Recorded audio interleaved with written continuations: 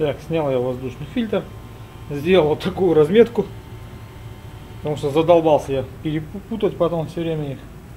Разбираться какой где. Здесь пометил, на крышке он там пометил, где первый.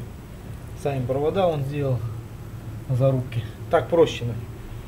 Это чисто для себя. Хоть я и распределю их, конечно, но, блин, нафиг я время буду тратить. Разбираться, что где. Так, ну и все, сейчас снимаем крышку, провода, крышку и смотрим, что там у нас внутри творится. Сейчас покажу, какой ключик у меня для регулировки. Начнем проверять. Проверил я еще метки, вот только разбирал его, метки ни разу не проверял. Метки все в норме. Там он тоже вон он. По нолям все. Так, ну и что еще хотел показать сразу. Вот он, этот ключик на 123, на 110. Обычный рожковый ключ берете, обрезая, привариваете головку, какую не жалко, и привариваете. Что тут такого? Все, и вот она сюда встает вот так. Обычным этим воротом, ну, с удлинителем, конечно. Одеваете и поворачиваете. Все. Пока ничего не нашел, сейчас крутить буду, проверять, потом покажу, если зазор есть.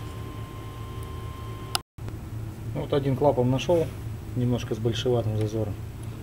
Вот так вот регулируется. Сейчас неудобно одной рукой, туго не крутится. Ну и все, ну тут большеватый, насколько. Не надо, не крути, я сам. Так, ну зуб нифига не ушел никуда, так и остался в чаканье. Значит, что-то это уже поршневой чакает. Или шатун. Хотя клапана я подрегулировал. Ну и хрен с ним, сколько проходит, столько проходит.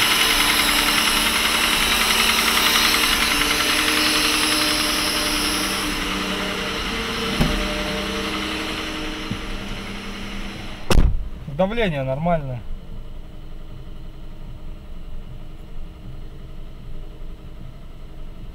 Температура он уже 40. Ладно, на этом мы это видео закончим. Всем спасибо за просмотр. Всем пока. В общем, нашел я звук при помощи вот этого приспособления. Вот здесь ключи. Короче, под разбитые втулки на распредвале, и распредвал здесь брякает. На распред брякает. Опять же там сзади.